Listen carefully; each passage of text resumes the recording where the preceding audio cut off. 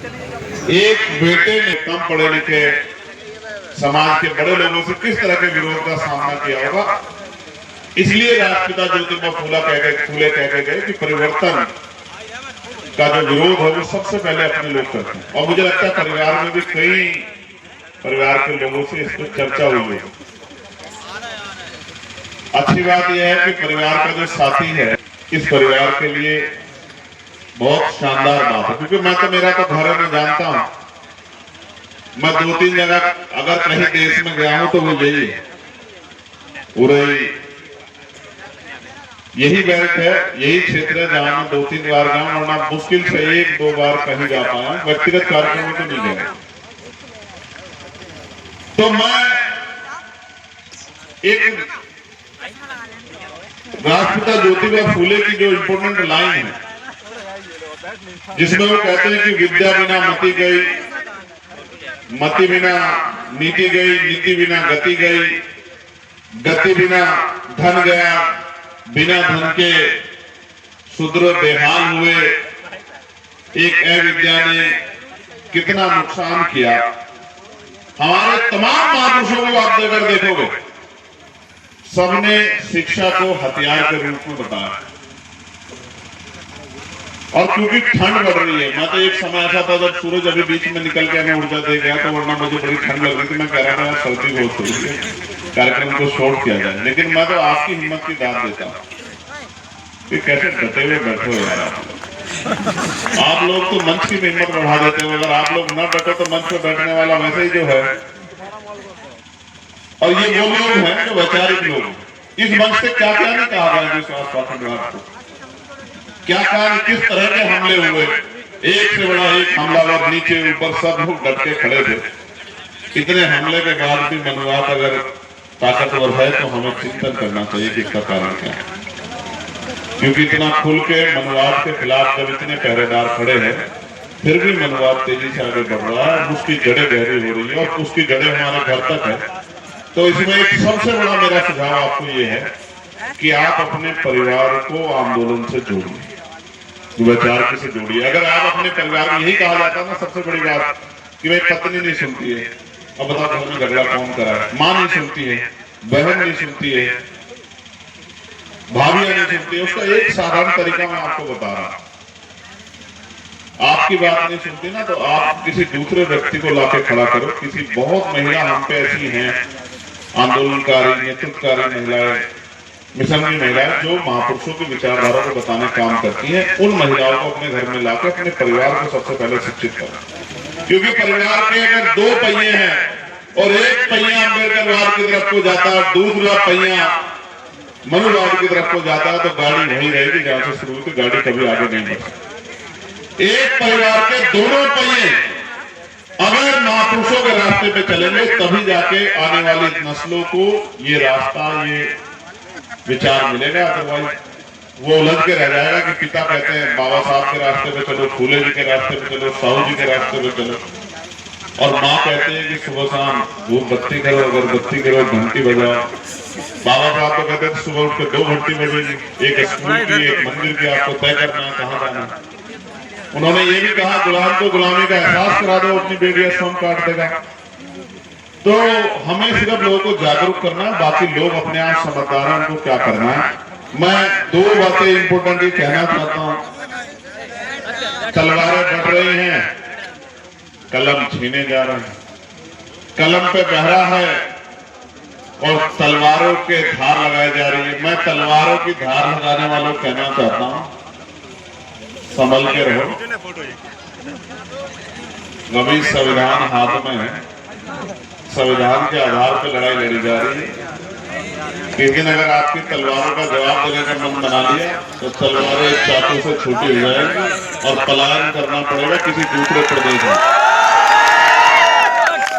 ये धार और ये हथियार और ये गुंडागर्दी और ये लाइसेंस हमने बहुत पुराने देखे हैं। उनके बच्चे हैं जिन्होंने 5-5 हजार साल की गुलामी को एक झटके से काट दिया।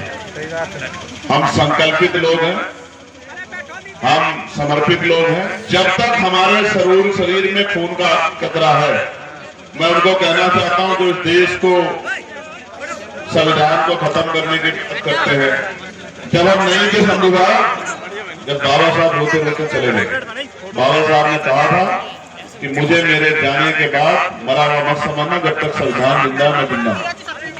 अब बाबा साहब के बच्चे जिंदा हैं, अब महामना रामसू वर्मा जी के अर्जक संगी जिंदा हैं। अब इस देश में बहुजन हिताय बहुजन सुखाय के पहरेदार जिंदा हैं।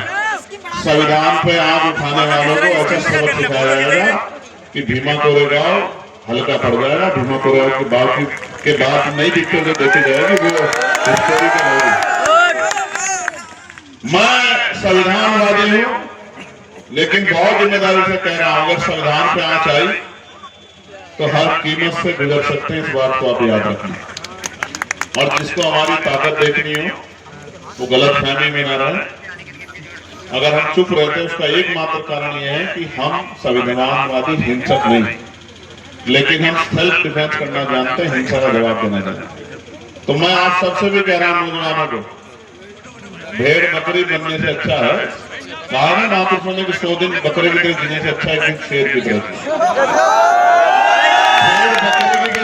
जिनको बार बार किसी काम के लिए टोका जाए, योद्धा बनो योद्धा। हमने इस आंदोलन के जरिए भेड़ बकरी नहीं तैयार की, योद्धा तैयार की। एक एक योद्धा हजार हजार लोगों का मुकाबला कर सकता है, वैचारिक के तौर पर, संघर्ष के तौर पर, समर्पण के तौर पर। और बहुत शानदार कहा था नवीन भाई ने कि क्रांति उत्सव होती है। संघर्ष में जो रो पड़ता है, संघर्ष में जो डर जाता है, वो कभी क्रांति नहीं कर सकता। जेल मुकदमे क्या है, जेल मुकदमे हम जेल मुकदमे से चल सकते हैं। हमने गोली खाई आजाद। अब आज के वर्तमान राजनीति में हमारे जैसा व्यक्ति नहीं होगा जो गोली खा के और फिर से उतनी ताकत से मनोवाद का और तमाम तरह के गुंडागर्दी का उतनी ताकत से सामना कर रहा है, चाहे पार्लियामेंट हो या सड़क। मैं आपको भी कहता हूँ बहादुर नौजवानों, हम नहीं आ पाते इधर, आपकी जिम्मेदारी बनती है कि घर से निकल के घर घर जाकर लोगों को तैयार करो। नारा अच्छा लगाते हो, छातियों पे अपने अपने इस पे सीने पे लिखवा दिए, हमारी फोटो बनवा दी, हम देखते हैं, हम लोग आपके प्यार को समझते हैं। लेकिन हम भी कुछ करना अगर आपके लिए चाहते हैं, उसके लिए हमें आपकी मदद की जरूरत है। वो ज्ञान से बात आगे बढ़ेगी। ये लोकतंत्र लाठी डंडों की कीमत नहीं है, यहाँ सरों की कीमत है। आप खूब पढ़ो, खूब ज्ञान हासिल करो, ज्ञान में किसी पीछे मत रहो और आगे बढ़कर समाज का नेतृत्व करो। और कोई ऐसी फील्ड ना छोड़ो जहां से ये कहना पड़े कि हम किसी और पर निर्भर हैं। आत्मनिर्भर बनो, अपने आप को शक्तिशाली बनाओ, अपनी शक्ति बढ़ाओ और अपने बहुजन समाज में भाईचारा पैदा करो। यहाँ जितने लोग बोले, किसी के पीछे यादव टाइटल लगा था, किसी के पीछे मंडल टाइटल लगा था, किसी के पीछे वर्मा टाइटल लगा था, किसी के पीछे प्रजापति टाइटल लगा था, किसी के पीछे और इधर उधर तमाम टाइटल लगे थे, किसी के कुमार लगा था, किसी के कुछ और गौतम लिखा था। लेकिन सब एक ही बात बोल रहे थे कि हम भाई हैं, भाई हैं, भाई हैं। आपकी समझ में आना चाहिए कि हम भाई, हम विचार के भाई हैं, हम विचार के भाई हैं, हम अपने महापुरुषों के सिद्धांत के भाई हैं। और हमें संकल्प है इस मातृभूमि का, इस बार इस मातृभूमि पे और इस मातृभूमि पर रहने वाले कमजोर वर्गों के लोगों को गुलाम नहीं बनने देंगे, किसी कीमत पे बनने देंगे, चाहे क्रांति का पैमाना कोई हो, चाहे कोई कीमत चुकानी पड़े। बहुत बहुत धन्यवाद। जय भीम, जय भारत, जय संविधान, जय मंडल, जय जोहार, जय लोकतंत्र, जय विज्ञान। और मैं नीरज भाई को पुनः बधाई देता हूं। मैंने आज इनको कैप पहनाई थी ना, ये मानते नहीं है हमारे भाई। हमने ये कैप इनको इसलिए पहनाई कि पिछली बार साहू जी महाराज ने बाबा साहब अम्बेडकर को जनवाया था कि ये डॉक्टर अम्बेडकर आपका सच्चा नेता है, इसका साथ दो। मैं आज आपसे कह रहा हूं, ये हमारे भाई है, कई बार हम भी लड़ जाते हैं, ये भी हमसे लड़ जाते हैं बहुत बार। ये हमारे सच्चे ईमानदार बहुजन मिशन के साथी हैं। इनको जाति वर्ग में या किसी भी फील्ड में आपसी मतभेद के बीच में हम लोग नहीं ला सकते। ये बहुत शानदार काम कर रहे हैं।